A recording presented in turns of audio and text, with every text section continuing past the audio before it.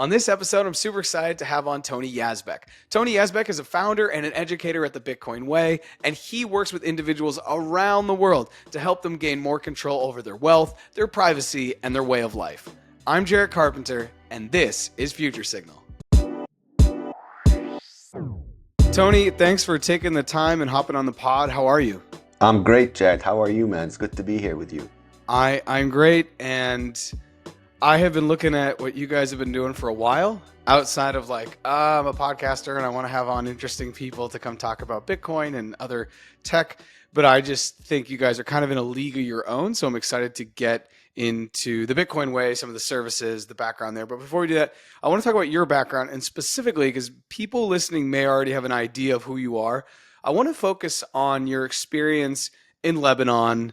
And I know we're getting specific and right into it. But let's focus on the experience that shaped your direction towards Bitcoin. That was the problem, and then you needed a solution. The solution's Bitcoin. So can you kind of break down the problem and how that worked? Sure, sure.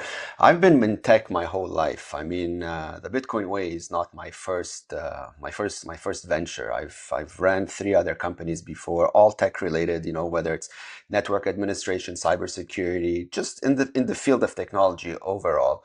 And everything was functioning like super well. I mean, this has been a passion of mine since the age of 10. And so, doing, what you love is not really work at the end of the day, right? But because, very few people understand what I do, it opened up a lot of opportunities, and we were able to cater and help a lot of folks, over the course of, of many decades. And so you fast forward to about 2017, where, under a little bit of peer pressure, people were like, well, man, you've been working your entire life. You're financially comfortable. Why don't you just go chill out for a bit? Like go enjoy life. And it's not really who I am. Like, I'm not the type of individual that can just sit around and do nothing. Even though, financially I was okay, like I need to do something. Otherwise, I'll just drive myself and everybody around me crazy. And so, but the harping, wouldn't stop. And so at some point I'm like, you know what, guys, just to get you off my case, all right, fine, I'll do it. Like I'll take like a year off, a sabbatical, just to see, how it goes. And for a while it was well, like, I mean, there's in Lebanon, there's plenty of things to do when you're not working, right? I mean, there's plenty of like areas to spend your money and live the life of a king. So that wasn't really an issue until it was.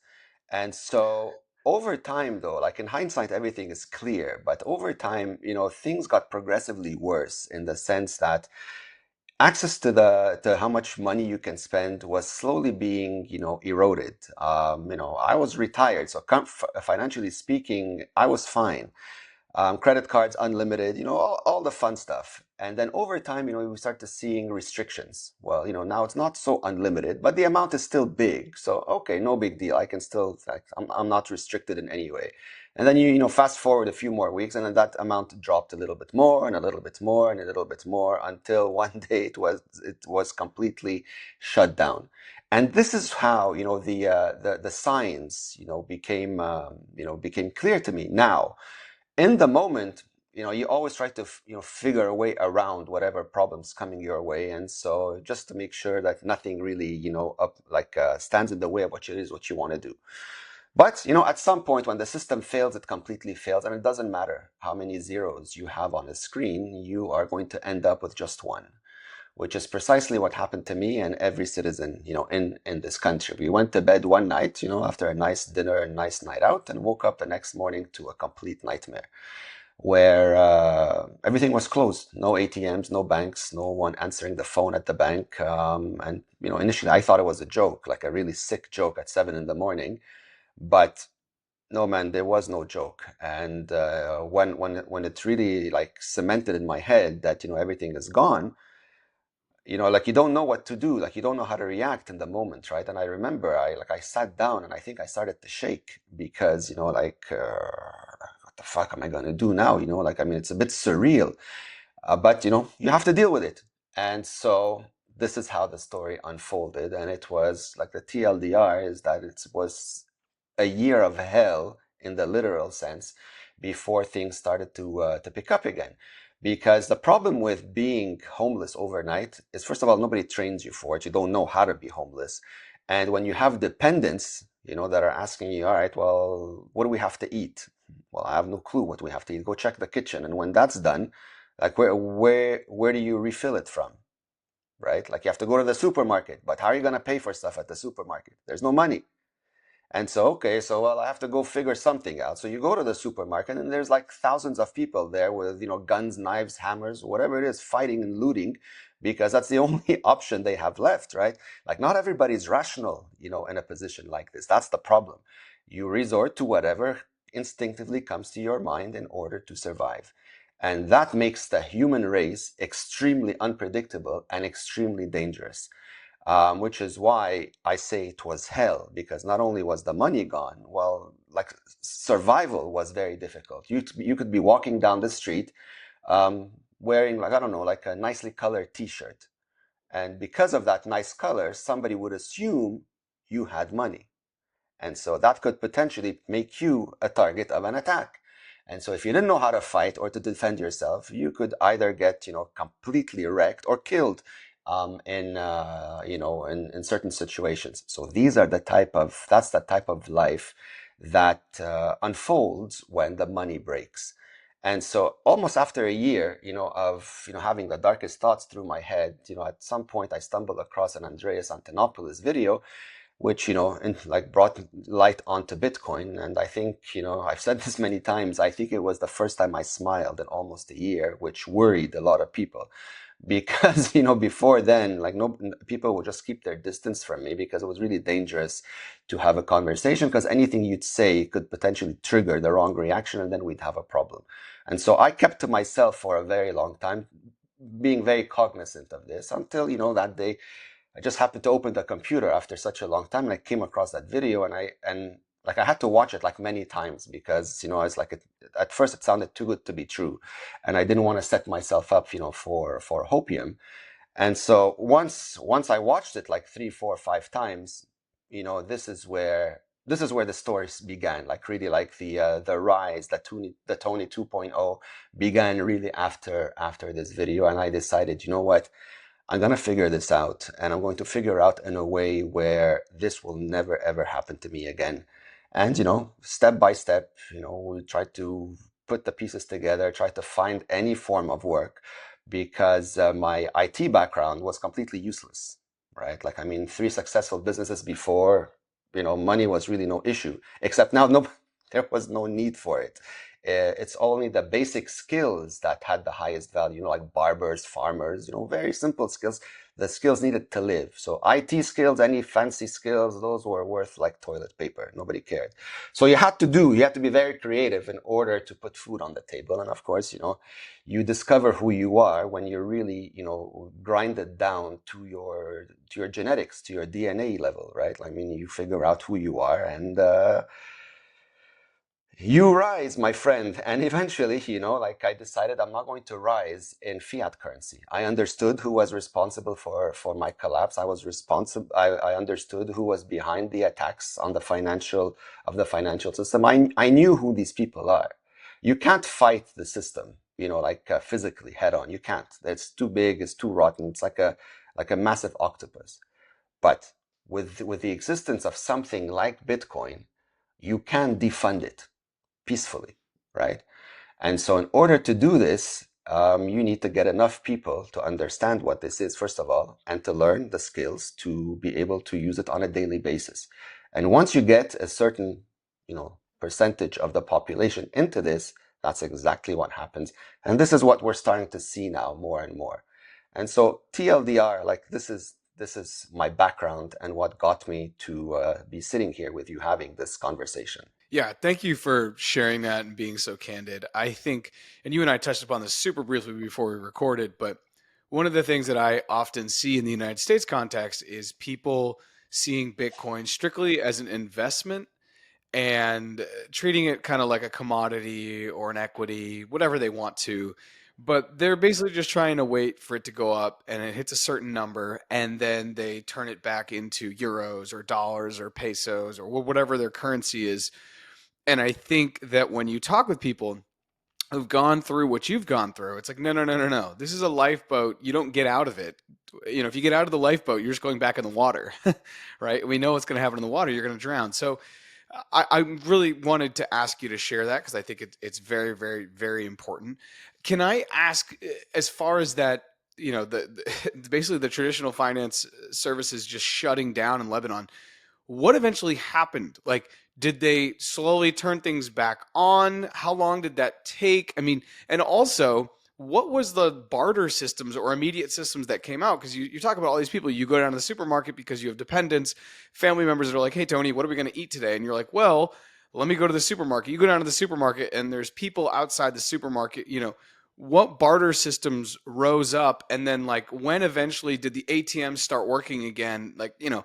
And I ask because this is something from the United States context that is completely foreign from that level of shutdown. Look, it was completely foreign to us in Lebanon as well. I mean, in Lebanon, if you were financially comfortable, you were literally treated as royalty. Like the banks would five-star you no matter what you wanted, they would go out of their way to do it. So it's not like it was a bad thing being, wealthy in Lebanon. The services there were extremely addictive. Some of the stuff that were available to us, no country in the world, even today, would be offering this, which is which made the collapse so horrific. And so when they shut down, when they couldn't afford all these luxurious amenities anymore, everything went dark. And so what happened is that nobody had access to anything for a very long time. And eventually, I don't remember for how long after, but it took a while, they started to allow like maybe $400 a month withdrawal, no matter what you had per in your bank account, whether it's a million or 10,000, doesn't matter. You were restricted to $400 withdrawal a month, which was nothing. I mean, besides, because at the same time the local currency had hyperinflated, so your $400 or the equivalent of 4 cents. So whether they opened it or not, the result was the same. It was zero. So the bartering system that I'm referring to, a lot of things, like, I mean, we can't really discuss here on YouTube, but it literally meant, service for service. If you didn't have a service, well, you had to be creative with what you could offer. And if you had a service, well, you had to be creative with how far you could stretch it. And so this is what I meant, is that you discover who you really are and how far you would really go to survive. Your ego, you have to make it disappear because it has no place in a world like this. And what's sad about this is that there's a lot of folks without any skills except for themselves, right? Like they are they are the product. And so people were doing things they didn't necessarily want to do, but because it was down to really like the oxygen survival. You don't do this, well, there's nothing. And so you live in a very, like, you see things that you wish you didn't see and that are very difficult to unsee. A lot of people that I grew up with are not here anymore, unfortunately, because of that period of time. I've seen things that, it still haunt me to this day. I've seen someone set themselves on fire, for example. I mean, I don't like to say this, but like you can't unsee this. And it happened maybe like 20 meters in front of me because, the pain is so high and you just don't know how to deal with it, except just to make your final statement and exit. All these thoughts, I can assure you, went through everybody's mind, mine included. I won't shy away from admitting it. But when you find the strength from wherever you can in order to shut these thoughts out and to really try to focus on rising back up, no matter how painfully slow it is, your lens on the world changes. And so your lens on people also change, right? Like, I mean, you don't take as many things for granted. Things that you used to think were so important become completely meaningless. Um, all my lifestyle choices before my collapse are gone now. Like, I mean, I'll tell you, financially comfortable, the cars, the homes, the hotels, the watches, all that shit. I had them, of course. Why not? I could afford them and I enjoyed them and it was nice. Today, I own nothing. Absolutely nothing. I have zero assets to my name. And if you ask me why, it's because it means absolutely nothing to me. Like, somebody would offer me like a nice watch or a nice car, I'd say, yeah, it's cool, it's nice, and I'd walk away and never think about it again. Even if I could afford it, yeah, I wouldn't touch it because I've seen value in human beings. I've seen the value of life. I understand it now, and it's not material. The purpose, my purpose in life now is really human connections and to help others never see what I saw. So when I get a thank you or thank you for saving my life, that's my purpose now. This is like the biggest reward you can offer me is that thank you. And we are building a really big and beautiful circular economy of Bitcoiners that are, that are being that are open-minded enough to see what's coming without having to experience it first. Granted, it's a small percentage of the global population that is doing this, but that percentage is rising. Like compared to when I first started, freelancing into Bitcoin and all that, the numbers are much bigger. But of course, when you factor in 8.5 billion people, 99% of them have no clue, right? And so most folks that are still living in financially privileged countries, like you mentioned, like the United States and even other countries as well, where this nightmare seems so distant, um, these are the folks that I fear are going to get wrecked the hardest. Because I know, because I was one of them, right? I'm telling you, I was one of the very comfortable people in Lebanon where the mere thought of being broke was like from here to Pluto, right? Like not a shred, not an iota of a thought. And this is the exact same thing that a lot of folks I know believe in, that I've got 20, 30, 50, $100 million in the bank. Well, hell, nothing's going to happen. I live in a nice country. Nothing's going to happen. Well, guess what? I also thought nothing was going to happen until it happened. And so when you study money, the fiat system, you understand the Ponzi. You understand that this is by design. And you also understand that it's at its expiry date, which is why I know that there's no hole on the planet you can hide under that's going to save you from your Lebanon moment, which I know is coming to every city on earth, no exceptions. It has to come. It's the same product worldwide. There's no escape. And so we're trying to warn people about this, not just us specifically, but people like us, by pushing out a lot of education, by pushing out real life examples. At sometimes, yes, it tends to get very toxic in the messaging. It's because of the urgency. Like I really don't want you to experience what I went through because I know you may not survive it. You understand?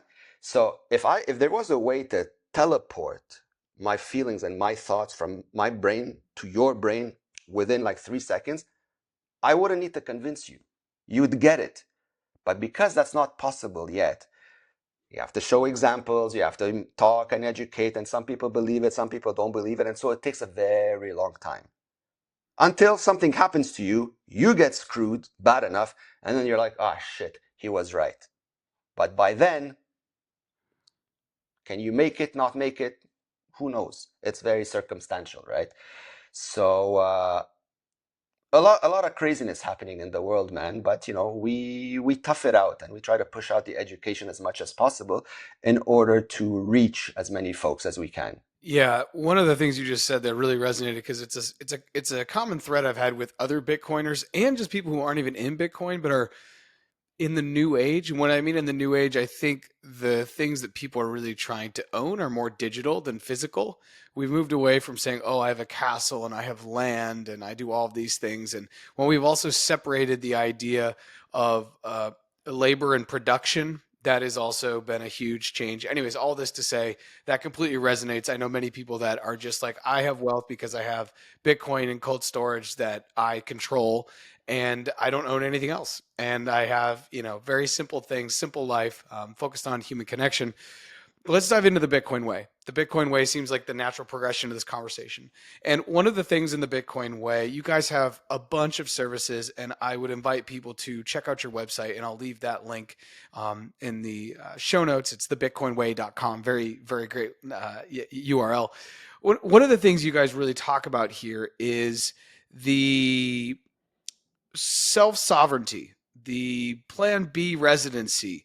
These are things that are outside of just, hey, we're going to help you, self custody your Bitcoin. Hey, we're going to help you get a node running because that's really important for self sovereignty as far as the Bitcoin side.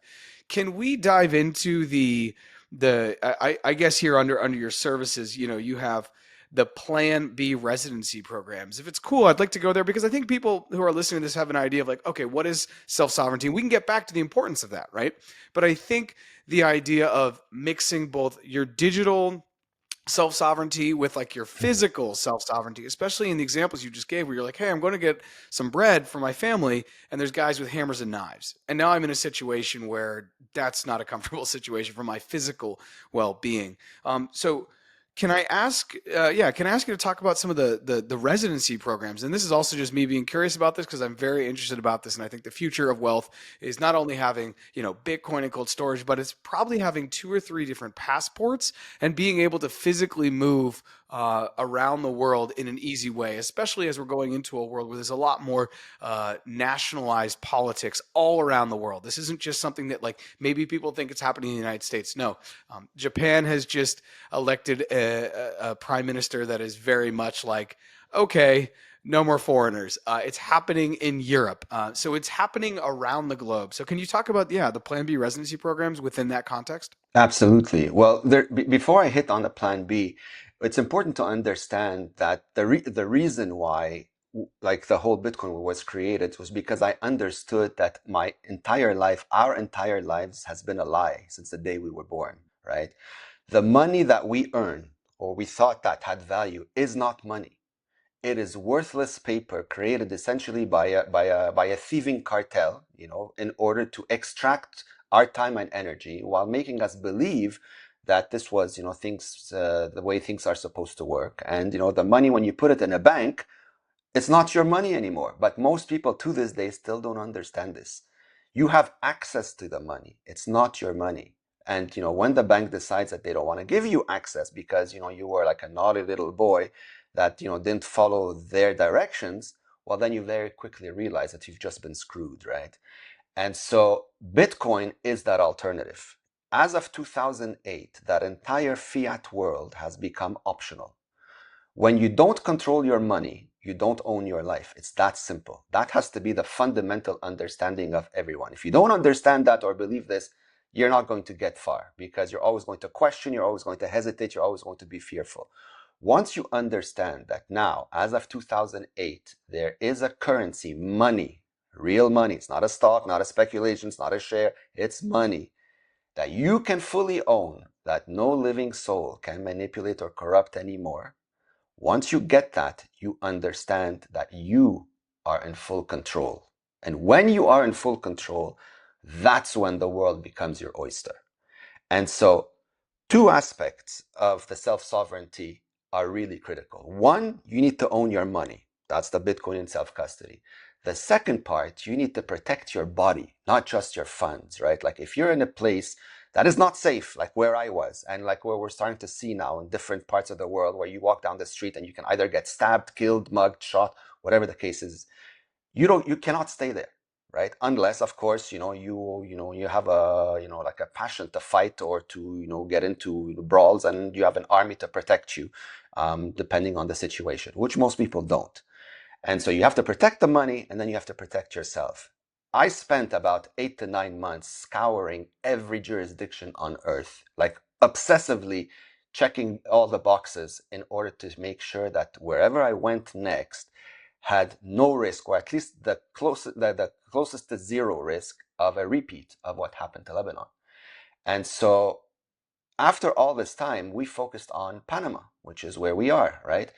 And so why we focused on Panama, there's a lot of incentives, but the big ones were, I'll mention what the big ones are. First of all, it's a very beautiful country and it's a very safe country.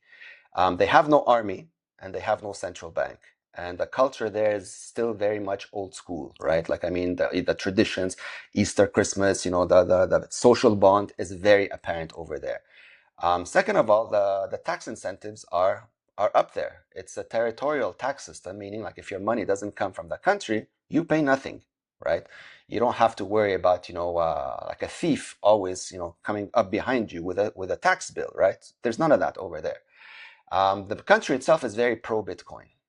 These are the countries that I think are going to become the new Beverly Hills and Monacos of the future because they've always been shunned for so long, right? Because a bunch of crazy people decided that these people are garbage. We're going to kick them out of their system, and they're not worthy. So now these countries, because of the existence of Bitcoin, are jumping on the opportunity. It is their once in a lifetime chance to jump to the front of the line, to attract the right people, to boost their economies the right way, and that's exactly what they're doing. And so the banking system here is pro Bitcoin. The public services are all payable in Bitcoin. A lot of merchants are starting to accept it. And people just generally leave you alone. Life here is on your own terms. As long as you don't, go out of your way to break the law, like legitimate laws, like, I mean, stealing, killing, and all that stuff. As long as you're like a decent citizen, no one's going to bother you here.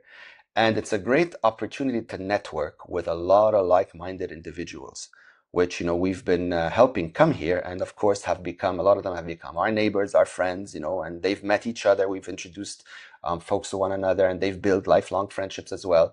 And so it's a very, like, you feel like it's almost like a heavy weight that's been lifted off your shoulders when you come to a place like this, where you wake up in the morning and you literally do whatever you want, and like your time is back in your control. You don't have to stress anymore.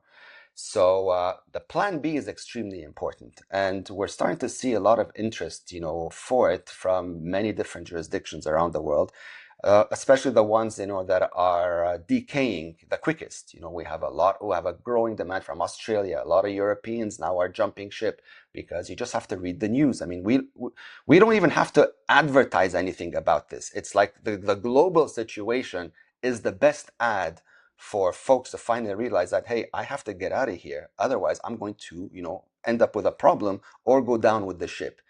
And so there are options. No one is stuck.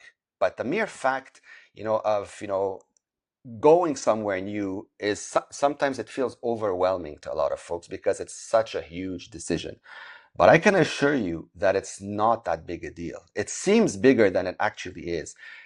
But when you have people that meet you on the ground like how we do, and we ease your way into the country, introduce you to a lot of like-minded individuals, a lot of the overwhelming details, they vanish. It almost feels like you're on an eternal vacation here, right? Because you're surrounded by people that care about you, that are just like you, that are in the same situation as you are.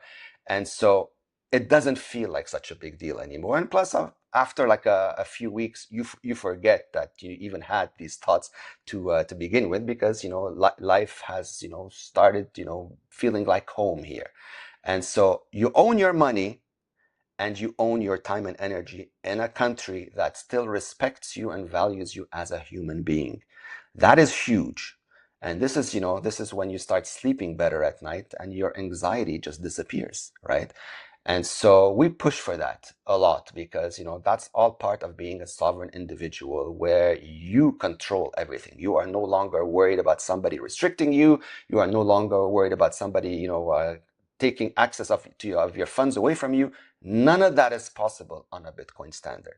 As long as you understand that the Bitcoin is the money, that you're not holding it to sell it back for that worthless garbage. You have to forget about that worthless garbage because it's dead. It's a dying system you want to step away from. You don't want to hold on to it for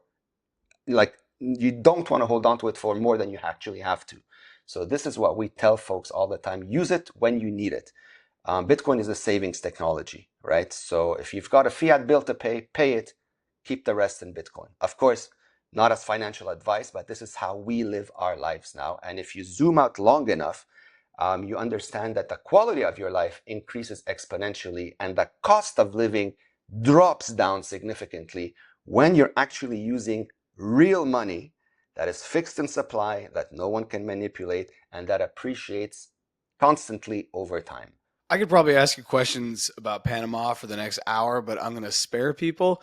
But I will ask you in your research, because you dropped a really fascinating thing when you were starting to talk about Panama, that it's a country that doesn't have a central bank, and that's because it's dollarized, and it doesn't have an army. I think it's probably the only country in Latin America, and I'm asking, this is a question now. Is it the only country in Latin America? And if you don't know, that's cool too. But I think it's probably one of the only countries in Latin America that doesn't have either a central bank or an army. There's other countries in Latin America, for example, Ecuador, that is dollarized, but Ecuador does have an army as far as I know. So is it the only country in Latin America that doesn't have an army and doesn't have a central bank? That's a very good question. I think so, but I'm not entirely sure. Like I'm not 100% sure. So like don't quote me on that one, but I believe so. I think so too, and I'm going to look that up after because I'm just so curious because I'm running through my head of the currencies that are in Latin America, like as you were saying that and thinking about it, and then also thinking about the militaries. But that's a very, very rare case to not have a central bank and also not have a military. And was were those two things that were those things that are like non-negotiables when you're like, okay, I don't want to relive Lebanon. Let me look at a place that doesn't have a central bank and doesn't have an army. Were those two non-negotiables when you were looking around the world? They were up there for sure. Because when you don't have an army, you're less prone to be, dragged into or involved, in a military conflict. I mean, there's no point. It's silly, right? So that was a big factor as well. And of course, the quality of life, the people, is it a safe country? Most people, when you say Panama, because I guess of Hollywood, they automatically assume like gangs and cartels and all that stuff. Guys, I don't know, maybe that was It's true like 50 years ago, but you come here now, there's none of that. I mean, you'd have to go out of your way to look for a problem here. And like in any city, if you look hard enough, of course, you'll find, a situation that you don't want to be in. But other than that, it's life is very peaceful here. People are very kind, law abiding, loving folks, very helpful. Everybody speaks English, even though Spanish is the native language. If you ever find yourself stuck, the default behavior, and this is something that I've experienced, is that they open up Google Translate on their phones and they use that just to be able to assist in whatever capacity they can. So there's a lot of the human element here is very big, which is, something that I would put at the top of anybody's list looking to move somewhere, right? If the people are welcoming, your stay in that country is going to be a lot more like a lot easier. Yeah, I love that. And I think I'll go ahead and make a verbal invitation for anyone listening to please come visit Tony in Panama and or come visit me in Colombia. You will see that Latin America is not what Hollywood says it is. It is a very relatively like peaceful place. I know that Hollywood, especially Colombia has a really bad rap. People just think it's all narcos and this and that, and it's not. And I feel safer there than I do in many parts of the United States. So that's an open invitation. Please come visit us. It's not what Hollywood says if you're stateside or if you're basically in the rest of the world and you've been influenced by maybe some of the more pop culture. Please come visit Panama. It's a beautiful, beautiful country. So, okay, Panama, how long have you been there? And also, how long have you been there? And if you could give me a ballpark, how many people through the Bitcoin way have you been able to like pull down to Panama? Because the story in my head is when someone comes to visit you for a week, they're going to end up either staying longer, buying property and staying really long, or they're just going to start being like, Tony, I'm going back to Chicago, for example, but I am now on a plan in the next 2 years to move back to Panama. So how has that been as far as you, bringing people to Panama? We've been here for about, I'd say, close to three, excuse me, close to 3 years now, and ballpark figure, I'd say close to 300 people. We've been able to come, onboard to Panama. I mean, you have people that come on their own, you have couples, you have families, so collectively, the numbers add up quick. Somebody makes the move, and then of course, and they're very happy with the move, so they tell all their friends, relatives, and people around them, and so which piques curiosity, and of course, the word of mouth spreads, and it becomes an easier decision when someone that you know and trust has already done it and is very satisfied. They follow through, and we're very hands-on with this process. Like with all our services, we never leave anyone to their own devices. We literally white glove you through the entire thing. We meet you in person. There's nothing you do by yourself. Anything that's required logistically here, you have one of us or several of us with you, during the day to walk you through it. And of course, at the end of it all, we go out, we celebrate, we drink, we have dinner, and we congratulate you when you receive your residency cards in your hands, which you'll get in about 4 or 5 days after going through whatever it is, that you have to go through here on the ground. So we make it very headache free. There's nothing for you to do really other than pay the bill and show up here and just enjoy yourself. I love that. And you're inspiring me to take a trip and maybe come visit you this year because I'm literally only like a 45-minute flight away when I'm in Bogota to Panama Yeah, City. So that's lovely. There is a movement, and the guy, I believe, the main guy, and I'm blanking on his name, but he's out of Bogota. It's called the Nomad Capitalist. Have you guys looked at that? Do you know him? Do you guys have any like connectivity? Because you're basically trying to do similar things in that you're looking at people and you're saying, hey, you need to rethink your ability, your lifestyle. You need to rethink the idea of sovereignty, and you need to look at other places in the world that maybe you haven't looked at before. And I say that because I would say if I'm in Times Square and I interview 100 people and 100 people who are U.S. passport holding citizens, maybe 15% could put Panama on a map. yeah. So my point is maybe it's not on their radar. So do you work with them at all? Do you have any connectivity with them? You're referring to Andrew Henderson of the Nomad Capitalist, and no, I we believe don't. so, Andrew. Yes, Yeah, yes. we no, we don't work with him. I met him briefly not that long ago, actually, in Malaysia at Kuala Lumpur. They had an event there, and we went there just out of curiosity to see, what the messaging is around, these circles. Our business model is very different from theirs. Like, I mean, we're not here selling passports to anyone. We're not interested in any of that because it's just really not what we're focused on. We're focused on sovereignty. And so it's not about having a lot of options, it's about having good options, solid options, options that are within reach. Not everyone can afford to buy a passport. And so we didn't want to limit our services to just those that can, right? Having residency in a country like Panama is within reach, I'd say, for more people than those that are just out there to simply buy a passport. And first of all, and another thing, that you can't buy the Panamanian passport, which is, by the way, another thing that was at the top of my list, because that keeps it off of the gray list of some of the bigger countries. You have got to wait it out in Panama, either 5 or 7 years, depending on, the approach that you take to residency here. And once you get it, it's an extremely powerful one. I think it's ranked 20 or 21 worldwide, access to 154 countries visa free. It's a very, very sought after passport. And I like the fact that you can't buy it because, again, you have to put the proof of work, be here, live here, contribute to the economy as well. So that's a very good thing. And a lot of people seem to like that. They don't also require you to live in the country for any number of days in order to remain a resident. So that's a huge plus for folks that are not ready to simply pack up and leave. You need to come here a few times, 3 or 4 times, just for legal paperwork and to receive your updated residency cards. But if you don't want to stay in the country, they don't use that against you. And like, it doesn't hurt your residency status at all.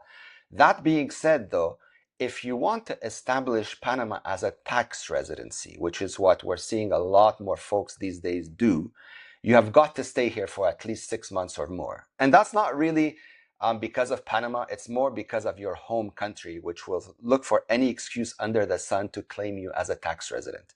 So Panama doesn't care if you stay here or go, right? But it's your home country, especially if you're one that's heavily taxed or is now trying to find, excuses to punish you and lock you into the country.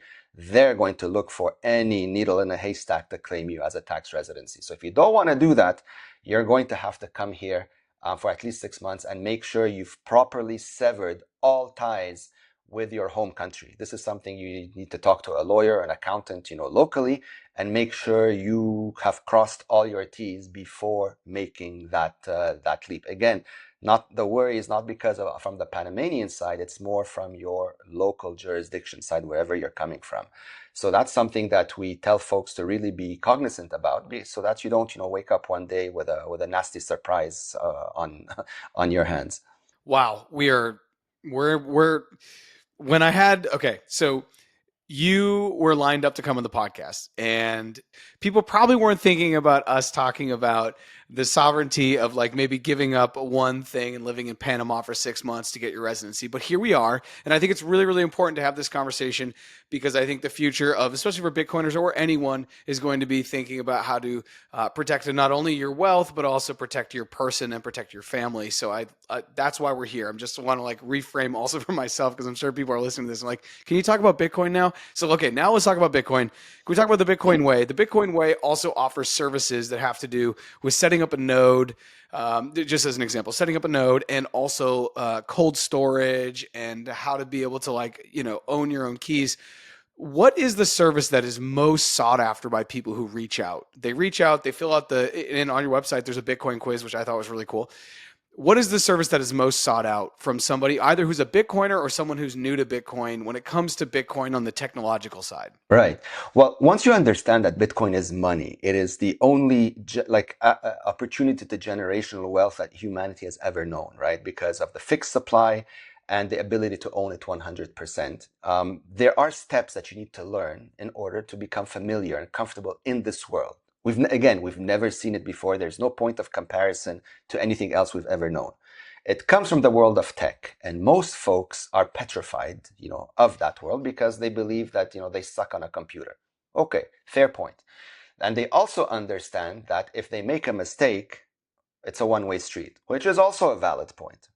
So what we did here at the Bitcoin Way is that we put a service together where we handhold you and walk you through the entire process of learning self-custody the right way.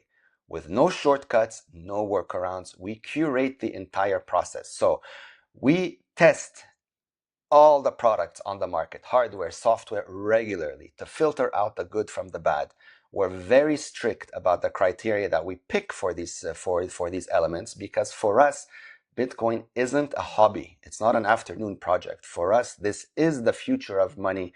This is, in my head, I am 100% convinced that this will become the world reserve currency for the simple fact that it's neutral and no government is going to trust one another with anything else, knowing that they may have an advantage over them with. It's not going to happen. However, until we get to that stage, you're going to see all the shenanigans that we are witnessing, on a daily basis. As long as you understand the end game here, you can safely ignore all of this.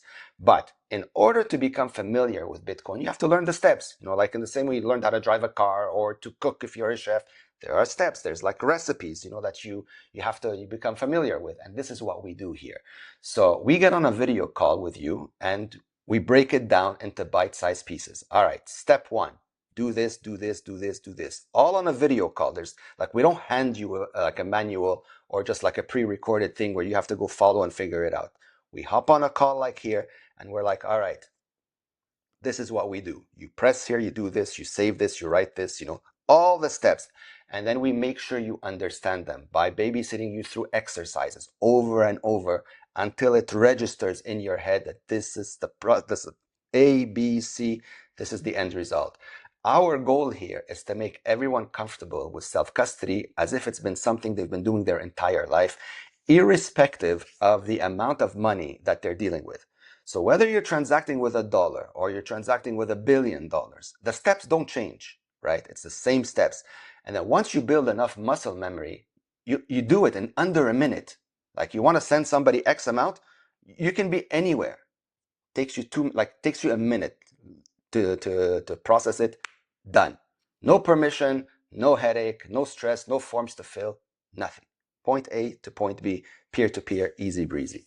And so we get people comfortable in that world, right?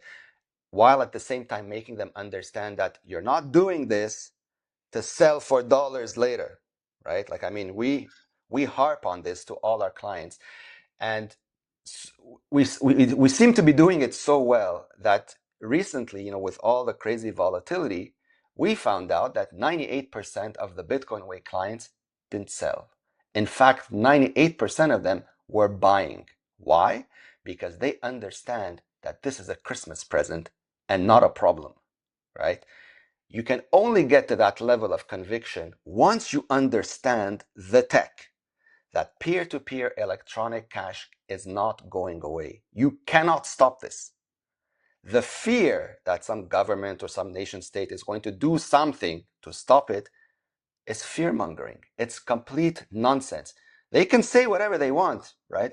And they are.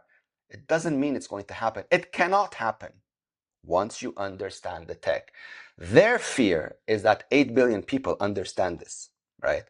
But the good news is you don't need 100% of the population for Bitcoin to win. You just need enough people to adopt it as money, which is what we're seeing to happen. And the fiat system collapses on its own. It becomes irrelevant. Why? Because the incentives are shitty, right? Like, why would you use a product that is being weaponized against you, that you know is ripping you off on a daily basis, and that is losing value in real time in front of your own eyes? Like, you'd have to be insane to willingly want to stay with this crappy product, right?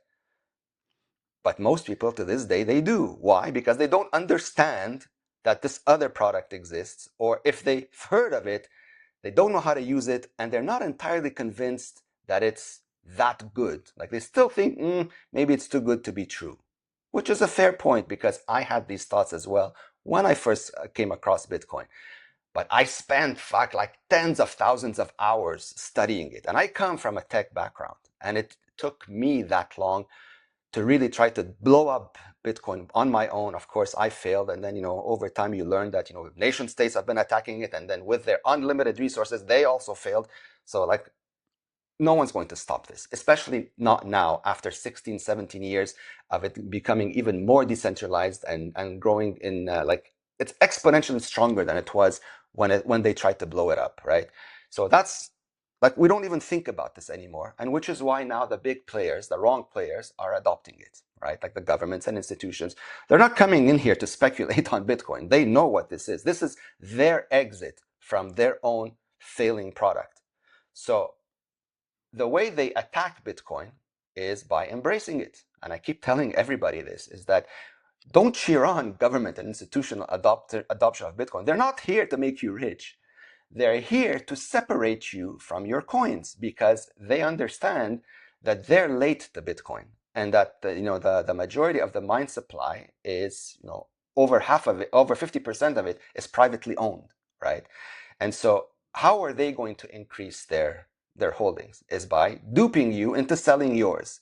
So they embrace it. They dangle all these ETFs, all these tax incentives, all these Bitcoin treasuries, all of this shiny garbage, right? Because they know most people understand nothing and still think in dollars and euros. And so they dangle all these benefits, and then they create some sort of, a situation that tanks the price, just like we saw several times over the last few weeks. And of course, those that understand nothing think, oh shit, it's going to zero. They sell, and then these guys are like laughing all the way to the bank, right? Like, they've just siphoned up people's coins, rinse and repeat. Except those that understand the game ignore it entirely, which is our clients. That's why 98% of them bought on the dip and did not sell.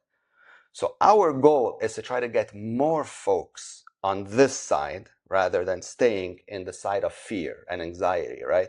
Because all of this is controlled by players that are way more powerful than you. They have way more resources. In fact, they have access to a money printer. So you cannot outrun them money-wise, right? And so you need to focus on yourself and not let yourself get shaken out of the game.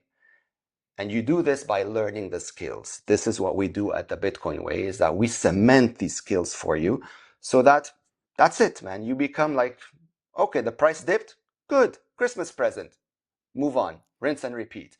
That's the mindset you want to adopt. And over time, the more you save in Bitcoin, your life becomes exponentially cheaper. I mean, there's so many real life examples about this. People buying homes now, a home costing 50 Bitcoin like a few years ago. Now it costs like 5. And if you wait another 4 or 5 years, it'll cost like half a Bitcoin. Things of that sort. I mean, it's just math. The scarcity of the asset is really revolutionary. And it's the fact that you can own it yourself, self-custody, that is the Bitcoin revolution. It's nothing else. It's as simple as these two words. You understand it, you master it, you believe in it, and life magically improves. I was talking with a buddy the other day. He has a nonprofit down in Colombia, in Bogota, and we were talking about planning and vision, messaging and branding, and we were talking about setting a vision. And I said, oftentimes for nonprofits, when they said, I come from the nonprofit world, right? Everyone comes from something else before they get into Bitcoin. And oftentimes I was saying, when you're setting a vision and you're going to go talk to donors, you want to have a vision that's almost ludicrous, right? And I gave the example, I'm like, Elon Musk literally wants to start a colony on Mars using his tech to get people to Mars. And people are like, oh, that's crazy. But that's the vision. And it's going to take 20 to 40 years. So for you in the Bitcoin way, what is the long term vision that maybe when people hear it, they're like, that's absolutely ridiculous. But over a long enough period of time, the ridiculous always seems to become more and more closer to reality.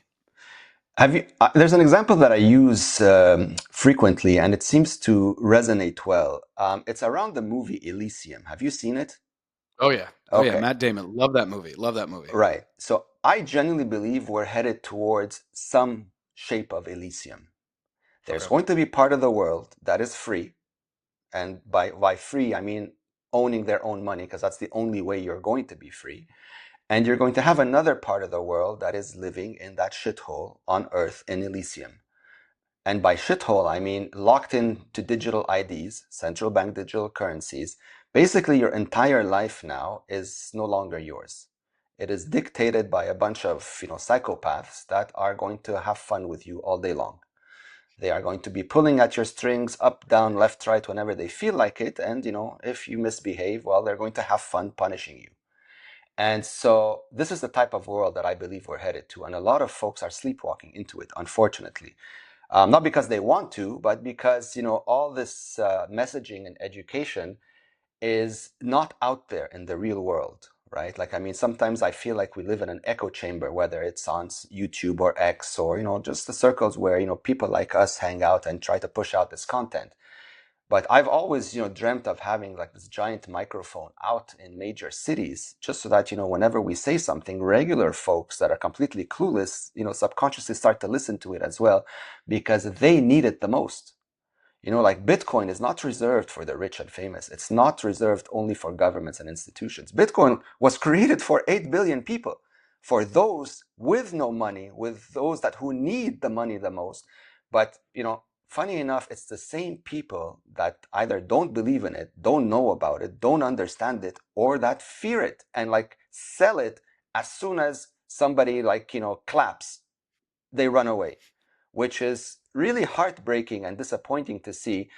But I don't know, man. I guess maybe human nature is just wired a certain way, and that's why things take so long for before they improve. But there's going to be a percentage of folks, the ones that are paying attention for the last 16 years. These are going to be, in my opinion, like the Earth saviors, right? Because at some point, those that are hodling Bitcoin for so long, like you're going to have so much purchasing power, like you have no idea what to do with it, right? And if you think about the fact that we're headed towards a digital world with AI, where the cost of everything is probably going to go down to zero, when you've got robots and humanoids doing everything, and what are you paying for? You wouldn't need to buy anything because everything's free. They're doing everything, and so all you have to do is just figure like a productive way to use your time, right? And so maybe at one point money becomes useless. Like what do you need it for?